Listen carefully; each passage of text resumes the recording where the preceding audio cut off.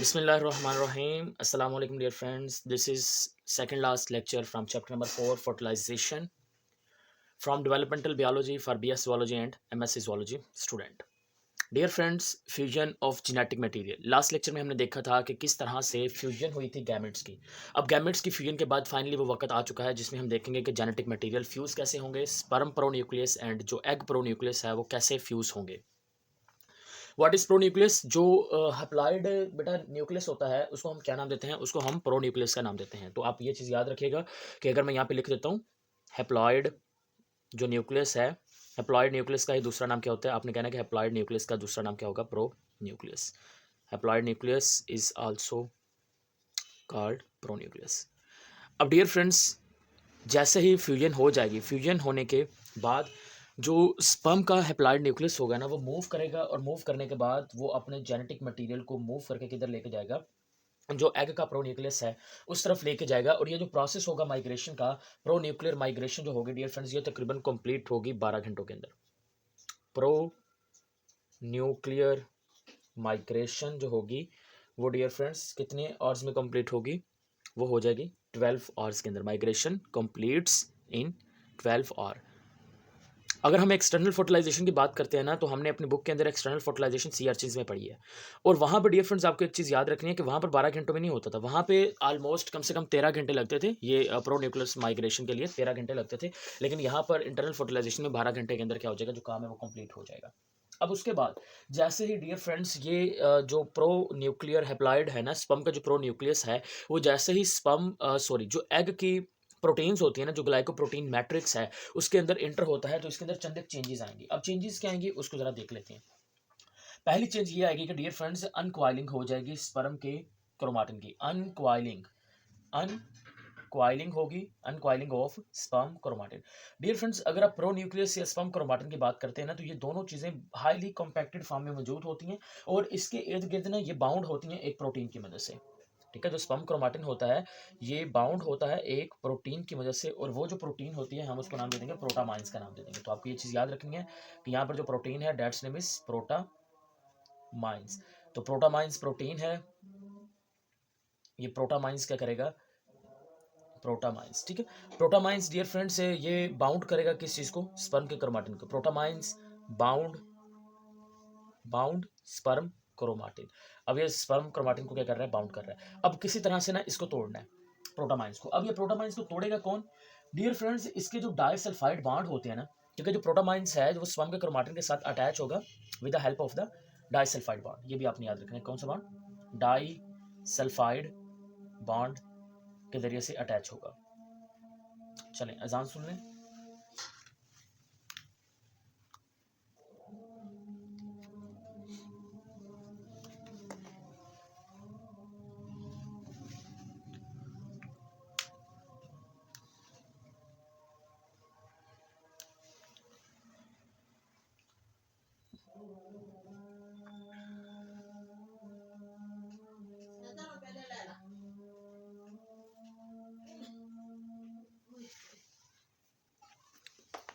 Okay friend, continue करते हैं।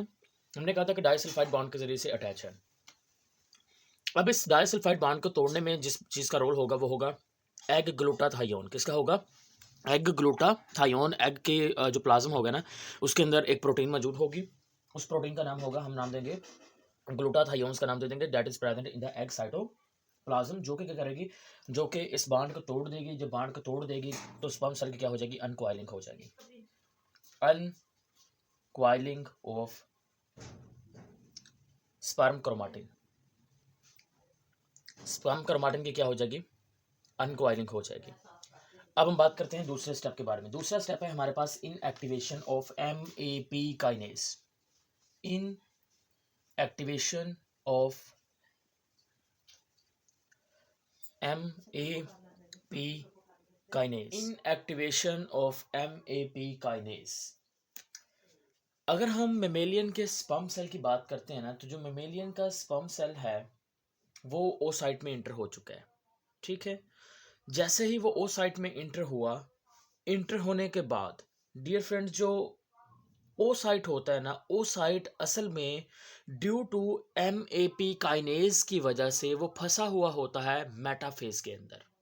ठीक है, यानी कि जो फीमेल का ओ साइट होता है वो असल में किस फेज के अंदर अरेस्ट हुआ होता है, आपने कहना है इट इज अरेस्ट और प्रेजेंट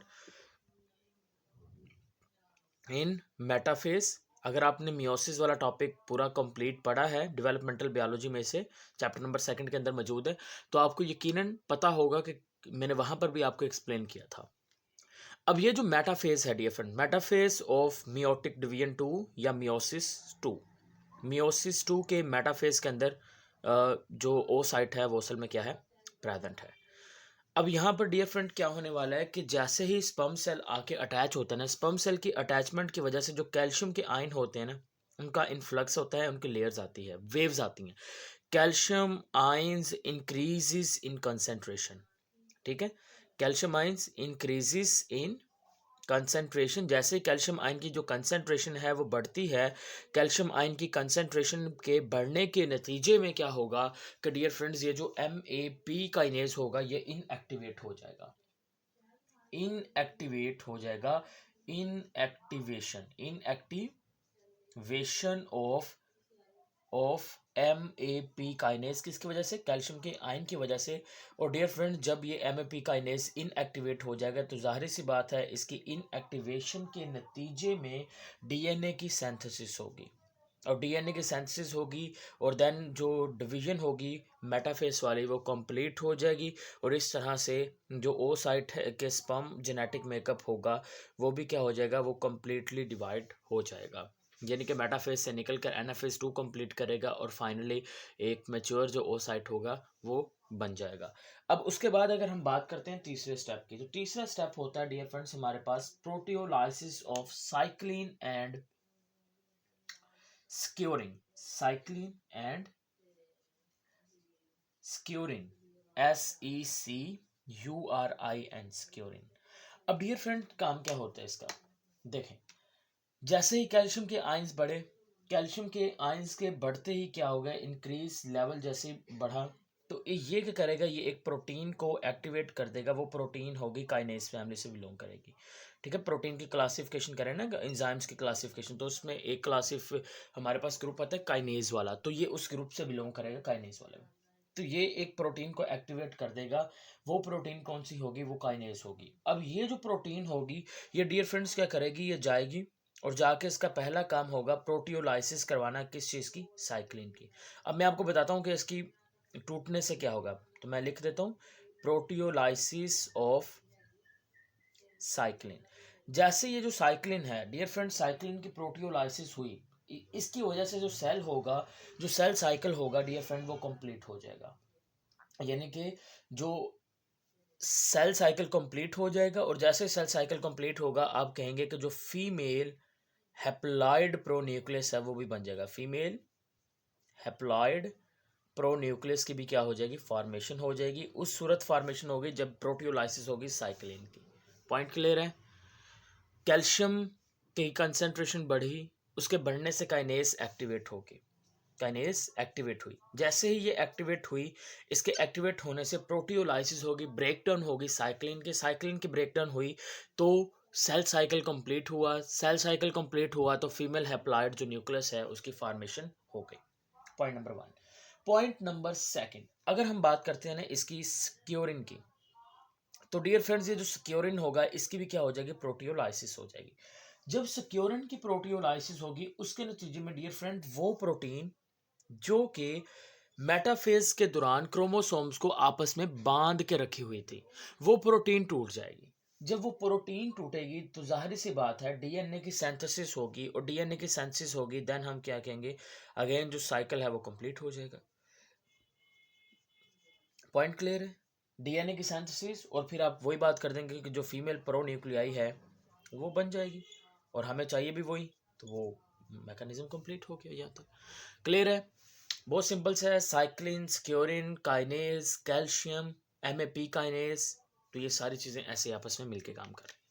अब हम बात करते हैं तीसरे स्टेप की जानिब, वो है role of centrosome. Role of centrosome, जैसा कि डियर फ्रेंड हम अब जान चुके हैं कि स्पर्म जो होता है उससे दो चीज़ें जो होंगी वो काम की होंगी। एक तो जो स्पर्म का डियर फ्रेंड स्पर्म का जो प्रोन्यूक्लियस होगा, और सेकंड जो चीज़ होगी वहाँ से वो आपको याद रखना है कि सेंट्रोसोम्स होंगे या सेंट्रियोल्स का जो पेयर होगा वो इस्तेमाल किया जाता है। इसके अलावा कोई भी चीज़ इस्तेमाल नहीं की जाएगी। क्यों? क्योंकि डियर फ्रेंड्स के माइटोकॉन्ड्रिया की बात कर लें या फ्लैजेला की बात कर लें, वो असल में डिसइंटीग्रेट हो जाते हैं इन द एग साइटोप्लाज्म। तो वो तो उनकी कहानी ख़त्म हो गई। पीछे क्या बचा? सेंट्रोसोम बचा। अब सेंट्रोसोम क्या करेगा? पहली बात डियर फ्रेंड्स, ये जो स्पर्म सेल होता है ये एग के बिल्कुल बिल्कुल आप ये कह लें कि टेंजेंशियली तौर पर एंटर होगा। टेंजेंशियली यानी कि आप 90 डिग्री का चले एंगल समझ लीजिए, यानी कि ये सरफेस है तो ये कुछ इस तरह से, हमने कहा था ना कि वो साइड से आएगा, तो ये कुछ इस तरह से आके उसके अंदर क्या हो जाएगा? एंटर हो जाएगा। टेंजेंट से जो लाइन डेवलप की जाती है, सपोज दैट फर्ज करें आपको टेंजेंट का पहले कॉन्सेप्ट देते हैं। टेंजेंट का कॉन्सेप्ट वैसे फिजिक्स में होता है। ये आपके पास एक सर्कल आ गया, सर्कल से ये इसके सरकमफ्रेंस से जो हम लाइन डेवलप करते हैं ये इसका क्या कहलाएगा? टेंजेंट कहलाएगा। तो बताने का मकसद ये है कि वो बताना चाह रहे हैं कि जो स्पर्म है वो कुछ इस तरह से इंटर होगा, टेंजेंट की तरह से, टेंजेंशियली तौर पे क्या होगा? इंटर होगा। जैसे ही ये इंटर होगा तो डियर फ्रेंड्स ये 180 जो डिग्री है वो रोटेशन करेगा, और उसके नतीजे में जो सेंट्रोसोम होंगे वो इन बिटवीन आ जाएंगे। आपके पास जो स्पर्म और एग सेल होगा ना उसके बीच में आ जाएंगे। जैसे ही ये बीच में आएंगे यहाँ पर, तो बीच में आने के बाद डियर फ्रेंड्स ये इस तरह से ना अपने माइक्रोट्यूब्यूल्स अराइज करना शुरू कर देंगे। जब इस तरह से डियर फ्रेंड्स माइक्रोट्यूब्यूल्स अराइज करना शुरू करेंगे तो ज़रा देखिए ये एक स्टार लाइक स्ट्रक्चर बन जाएगा। अब इस साइड पर मौजूद है, इमेजिन डैट के साइड पर मौजूद है प्रो न्यूक्लियस ऑफ स्पर्म, इस साइड पर मौजूद है pro nucleus of the egg. तो ये क्या करेंगे? ये दोनों के जो प्रो न्यूक्लियस होंगे इनको एक दूसरे के करीब लाना शुरू कर देंगे। ठीक है, तो माइक्रोट्यूब्यूल्स क्या करेंगे? ये ज्वाइन करेंगे दोनों के प्रो न्यूक्लियस को, और प्रो न्यूक्लियस को ज्वाइन करने के बाद इनको एक दूसरे के करीब माइग्रेट करना शुरू कर देंगी, जिसके नतीजे में जब ये एक दूसरे के करीब डियर फ्रेंड्स इस तरह से आके माइग्रेट होने के बाद आपस में मिल जाएंगे, तो हम कहेंगे कि हमारे पास जो डिप्लॉयड है एक एक ट्रू एक ट्रू डिप्लॉयड जो न्यूक्लियस होगा उसकी हम कहेंगे कि क्या हो चुकी है? फॉर्मेशन हो चुकी है। और डियर फ्रेंड ये जो ट्रू डिप्लॉयड न्यूक्लियस होगा ना, ये चीज़ आपको याद रखनी है कि ये आपको जाइगोट में दिखाई नहीं देगा। जब ट्रू डिप्लॉयड न्यूक्लियस होगा ये आपको जाइगोट में दिखाई नहीं देगा, यानी कि देखें एग और स्पर्म सेल आपस में फ्यूज हो चुके हैं लेकिन उसके बावजूद इसके प्रो न्यूक्लियाई सेपरेट हैं। तो अब ट्रू डिप्लॉयड न्यूक्लियस की फॉर्मेशन हो जाएगी, दिखाई नहीं देगा जाइगोट में। वो कहाँ पे दिखाई देगा? आपने कहना है कि जब जाइगोट डिवाइड होगा तो जाइगोट के डिवाइड होने से टू सेल स्टेज बनेगा। तो जैसे टू सेल स्टेज बनेगा तो टू सेल स्टेज में आप ये जो ट्रू न्यूक्लियस होगा इसको वहां पे जाकर देख सकते हैं, अदरवाइज इसको नहीं देखा जा सकता। क्लियर है पॉइंट? एक आखिरी पॉइंट जिसका हमने पहले भी थोड़ा सा जिक्र किया है, अब फिर कर लेते हैं, that is the breakdown of paternal mitochondria. Breakdown of paternal mitochondria, यानी कि जो माइटोकॉन्ड्रिया होगा डियर फ्रेंड वो क्या होगा? मैटरनल होगा, मदर से आता है। हमारी बॉडी के अंदर जो माइटोकॉन्ड्रिया वो कहाँ से हमेशा आएगा? हमारी मदर की बॉडी से आता है। तो यहाँ पे देख ले हैं डियर फ्रेंड्स, जो पैटर्नल माइटोकॉन्ड्रिया होगा, जो स्पर्म के अंदर माइटोकॉन्ड्रिया के हम कहते हैं कि रिंग्स मौजूद होते हैं, वो जो रिंग होंगे वो स्पर्म के माइटोकॉन्ड्रिया के दो प्रोसेस के जरिए से ब्रेक डाउन कर दिए जाएंगे। या तो डियर फ्रेंड वो ब्रेक डाउन कर दिए जाएंगे by a simple process of dilution, एक डाइल्यूशन का प्रोसेस होगा और वो तोड़ दिए जाएंगे, या फिर डियर फ्रेंड्स इसको एक्टिवली टारगेट किया जाएगा और इसको ब्रेक डाउन कर दिया जाएगा। या तो actively targeting destruction, actively targeting destruction के जरिए से उसको ब्रेक किया जाएगा। अगर उसको ऐसे ब्रेक ना किया गया तो डाइल्यूशन के प्रोसेस के जरिए से डियर फ्रेंड्स इसको क्या कर दिया जाएगा? ब्रेक कर दिया जाएगा। और हैंस हम कहेंगे कि जो माइटोकॉन्ड्रियास होंगे वो कहाँ से आएंगे? वो हमेशा मैटरनल होंगे। वो हमेशा क्या होंगे? मैटरनल होंगे। तो डियर फ्रेंड्स यहाँ पर जो सेकंड लास्ट टॉपिक था फ्यूजन वाला वो कंप्लीट हो गया। इंशाल्लाह अब हम एक आखिरी टॉपिक स्टार्ट करेंगे, that is the activation of the mammalian egg. तो यहाँ से अगर आपको कोई क्वेश्चन होगा तो कमेंट सेक्शन में लाजमी पूछिएगा। स्टे कनेक्टेड एंड अल्लाह हाफिज़।